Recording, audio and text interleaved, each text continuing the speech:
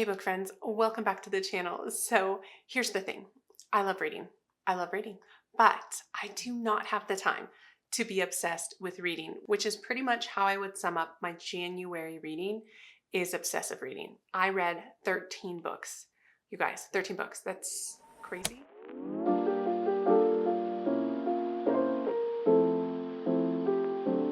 So hi, my name is Angie. Welcome to the channel. Welcome back. All of that stuff. So like I was saying, I read 13 books in January. You guys, I'm more of a 4 to 6 book a month reader, or at least I used to be. I don't know what happened. Actually, I do. I do know what happened, which there was really two main reasons why January kind of just took off for me. The first reason, let me just hold them up, is series. I read not just this series, but this series as well. So like some fast-paced romantasy type series that I just got sucked into, utterly sucked into. So that happened, as well as I was participating in a reading challenge over on Gwen's Patreon. I talk about her all the time on this channel. I will try and remember to link her down below. But the challenge resulted in me needing to read a higher number of pages than normal, probably, and also pick up a couple short books, which I am not usually a short book reader, which you'll see when I start talking about the books that I read. But that kind of represents my January reading. And because of that, I decided I should film a wrap up because there's some of these books I just want to gush about and talk about. So let's just hop in. I think I'm going to set this up based on star rating. I think that's always kind of fun. I'm going to start with my lower stars, which I only have 3, 4, and 5-star books, but we'll start with some 3-star books. The first being this book. So yes, I read a lot of romantasy, but I didn't like it all. And this is an example of a book I did not love. And this is Daughter of No Worlds by Carissa Broadbent. And so I have really liked Carissa Broadbent in the past. Not everything. I love Serpent and the Wings of Night. I didn't love the second one as much. So this is about a girl named Tisana who was enslaved and she was trying to buy her freedom, and then something bad happens in the process of that, and she kind of flees for this city that could protect her. City that has magic or trains magic. And as a result of that, she gets hooked up with this trainer, mentor guy named Max, I think, if I remember right. Yes. And things happen from there. What I did not love about this book, let me start with one thing though. I was listening to the audiobook and I found that the narrator, I did not like the narrator because they made Max sound like he was like a 60-year-old man, like mentor and grumpy and all of these things, right? But then you have this girl who's like 15, I can't remember, maybe 20, I don't know. She acted very immature. She was very like arrogant. I just don't like arrogant female main characters who are young and just immature, all those things. So that's already kind of an anti-buzzword for me. But then you add the audiobook where this guy seems like he's 60, and then this is a romantasy. And so when the slow burn starts, which this is very much a slow burn romantasy, when that starts, I'm just like, ew, he's like 60. Like, you can't do that. But when I would like read it with my eyes, he didn't read like he was 60. He was like 22 or something when I did the math. And so, yeah, it just ruined it for me. It ruined my mental picture of the main male character, and so I did not like this book. I gave it 3 stars, and I won't be continuing with that series. There's no reason. There's other things to read. Okay, another 3-star I want to talk about is this book. So I read this for my reading challenge, which is always linked below. It's the Elevate Your Reading Challenge. This was the buddy read for January, and a number of you participated in that. It was so much fun. I really enjoyed the experience of reading this with everybody. But this is the second book in, can't quite remember what the series is called, but the first book is What the River Knows. Oh my gosh. And this is Where the Library Hides. So this is the second book following that one. I really enjoyed that first book. This is definitely a historical fantasy YA type book that kind of feels like National Treasure, if you will, where there's always like some artifact they're looking for and they're solving clues, and I liked that aspect of it. I feel like that is something that I enjoy. I thought that was really fun. In the first book, I was really more rooting for the romance because there's definitely a subplot of romance in there. And then where this one picked up, which was right after the end of the first one, I just feel like some things happened that were intriguing, but not as believable as I would have liked. And I obviously can't get too into it because it's a sequel, but I feel like I was overall a little bit discouraged, and I felt like it didn't make as much sense as I feel like it could have. It was angsty and drama filled for no good reason, and they could just communicate better and some things, you know? So sadly, this was a 3-star, even though the first one I feel like I gave like 4, 4.5. I really enjoyed the first one. The next 3-star is this book. And so this is Till Death Do Us Part by Lori Elizabeth Flynn. So this is well, It's marketed as a thriller, but I would say it's more of a like a family drama suspense type book about this family. But the synopsis really kind of hones in on June, who lost her husband 10 years ago after like this freak accident on their honeymoon. And she never quite believed that he was dead. And now she starts to see him everywhere, even though she's recently engaged to like an awesome guy and is in a really good relationship, but she can't let it go and has to start digging, which is what this book is about. Now, I'm not going to say too much more than this because I will link down below the live show for this, because I was a co-host for the Sleep When I'm Dead book club hosted by Jessie from Reading with Jess. And so I'll link that because we go into all the details about this book. But I would say for me, there's a couple tropes that I can't even mention, to be honest, that just bother me in thriller books. I can't do it. And it's also tropes that you don't know are coming because it's not in the synopsis. And I also like to read my thriller books a little bit blind. So when these things happen, I just usually want to DNF, and I almost did. I mean, I'm glad I didn't. I feel like there was some redeeming qualities, especially in the last part, but 3-star in the end. And so the next 2 books are some short books, like novella styles, because I needed a short book to move faster in the game we were playing on Patreon. And so I read The Most Dangerous Game by it's like Richard Connell. I can't remember, something like that. I'll put up a picture here. Now this book I think was written in like the 50s. The audiobook was like 52 minutes long, but I literally used Chat GPT to come up with a short book that had to do with a game or a competition, because that was the prompt. And it came up with this book, which qualifies for sure. It was strange though. It had to do with this man. And this is from the 50s, right? So the language was very interesting, but he was like this rich guy on a yacht, and he was this hunter and all this stuff. And so this was back when they were hunting all these animals, and it was okay, socially accepted to do that kind of stuff. But he falls off the yacht and ends up on this island. And then this island is kind of weird. It gave me like Lord of the Flies kind of vibes. I don't want to say more than that because obviously it's 52 minutes. I can't even tell you how many pages this book is. It's a very quick read. I didn't hate it, but I didn't like it. So 3 stars. That's how I kind of feel about that one. And then I read another short novella that was part of this series, which I'm going to talk about a little bit later. It's called House of Rising Sands. And so it was like a between novella between book 1 and book 2 that gave us a little backstory on one of our main characters in this trilogy, her parents, basically, which isn't a surprise. Like, we know some of that stuff from the books. It just gave a little bit more detail, and that was fine. What it is I didn't really like those characters as much as I like our main characters in this series that just I loved. So I'm going to get back to this shortly, but I just gave that 3 stars because it was just fine. It was fine. Okay, so those were my 3-star books. Let's move on to 4 stars. So pretty much from here on out, I loved all of these books. I loved them all. Starting with this book. So Malice by Gwen. Okay, you guys, this book took me a really long time to read because, like I said, I was playing that game and kind of had to read fast. And this is not a fast reading book. This is a slow meandering book, at least for me. That is how I like to pace myself in this, because the world building and the plot and the politics and the intrigue and all of these things are so intricate. And I feel like you have to read this book closely. That's how I feel, to really get a lot out of it. I remember I've always tried to explain what this book is about prior to reading it, and now I still don't even know how to explain it well, but it's basically a Norse-inspired book that has to do with this time period where there's going to be a war of the gods. And everybody that is currently on this piece of land is broken into all these different kingdoms, and there's different kings, and they have to come together, band together, and almost pick sides, the good god, the bad god.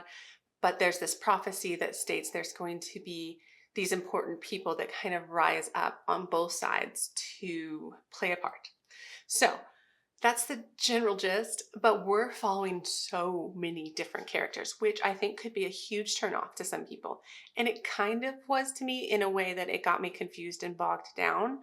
But at the same time, I feel like it made sense. It made sense to craft this world and really give us a feel for what is going on, because this is a 4-book series called The Faithful and the Fallen. This is just book 1.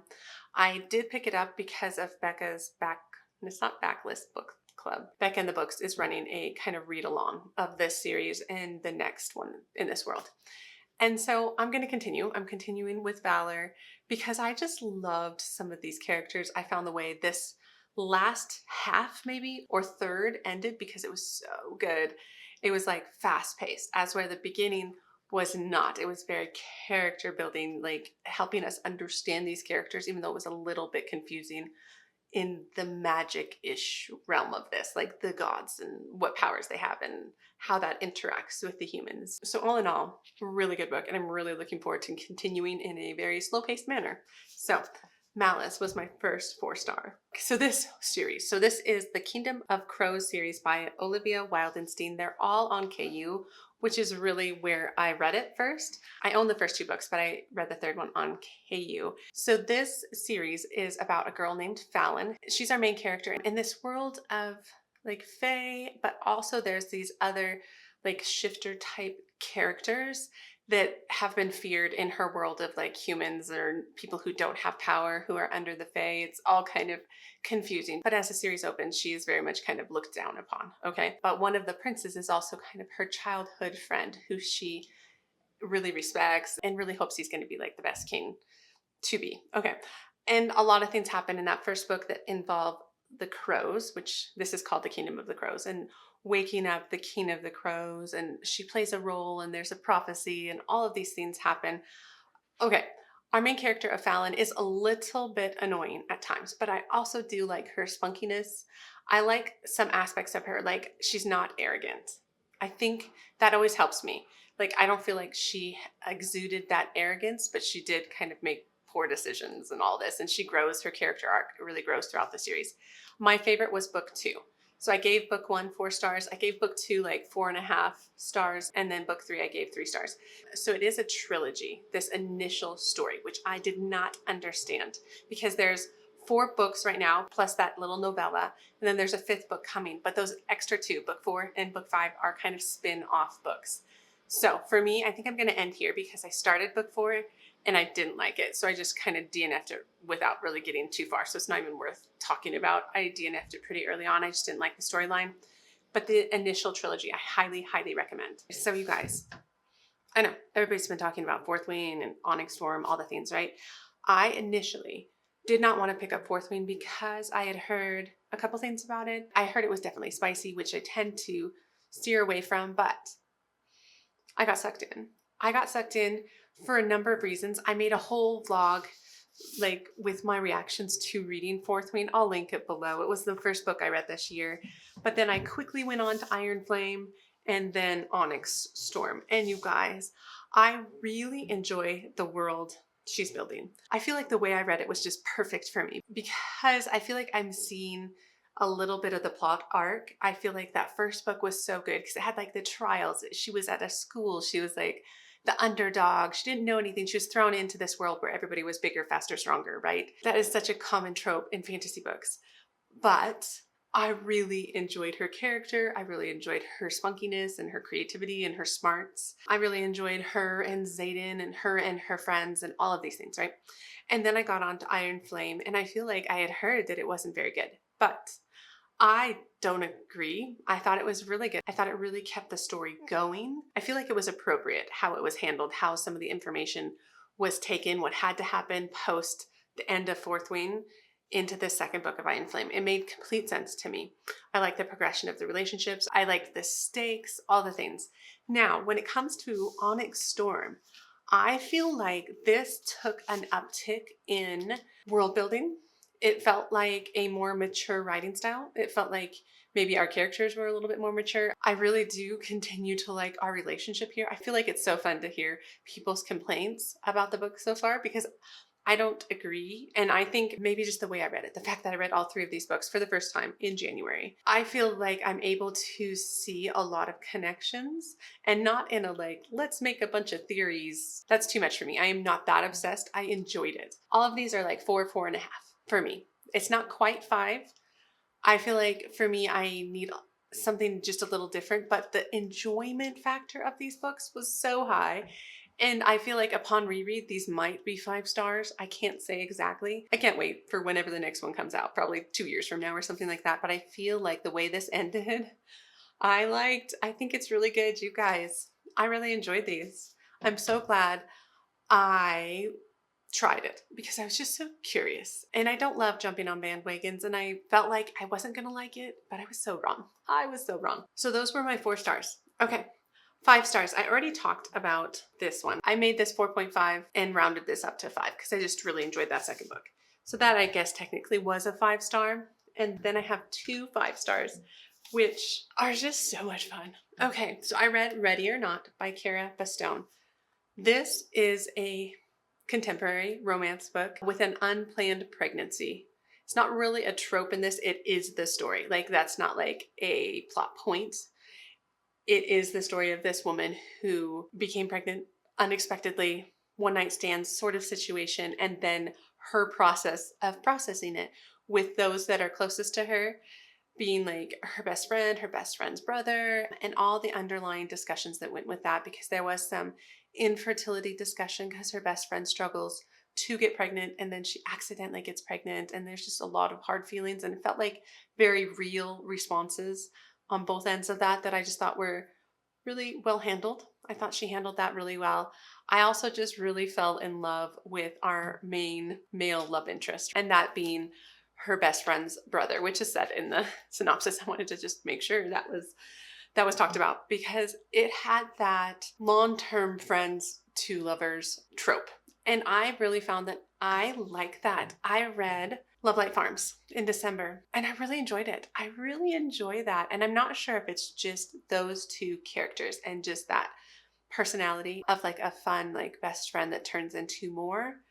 I don't know. I don't know if that's it or not, or I just loved our main character of Shep. He did get a little much, like he was a little too cutesy at times, but not enough to make me like give it anything but a 5-star. I enjoyed like the whole thing. And part of it probably is also like I've been pregnant before, and the pregnancy aspects of this were really fun to read about. It just was. I enjoyed it a lot. So 5 stars on this one. And then the last 5-star, which really kind of did surprise me. And since I said that I don't like short books, I take it back on this one. So this is The Christmas Guest by Peter Swanson. So it's about our main character who goes home with a friend of hers from college to their like quaint English village and quaint English cottage. It's not a cottage. It's like not a mansion, a estate, those words, you know? And she gets to enjoy Christmas with this family. And then things are a little bit weird. And she learns a little backstory of her friend's brother and all of this stuff. Okay, I don't want to give away too much because it's such a stinking short book. I think it's like 88 pages. The reason this is 5-star for me is there is a plot device that I love. I love, and it was used in this book, and I cannot say it, obviously, because it's a huge spoiler. But this happening in books is something that just works for me every time. And so I really enjoyed this. I really enjoyed it, and I gave it 5 stars, and it surprised me because it was so short. I was expecting more of a like 3 or 4-star because I really tend not to give novellas high ratings because I'm just not very invested. So these 2 were my like official 5 stars of the month. And then you guys, I just loved my reading this month. I loved it. I by no means intend to read this many books anytime soon. I have other things I have to do. I kind of put other things on the back burner that I need to put back on my plate, like homeschool planning. I mean, I homeschooled, but like some of the planning and stuff, I've just been distracted. And so it was good though. It made January more fun. So anyway, that is what I have, you guys. I loved my reading in January. Let me know how your month went.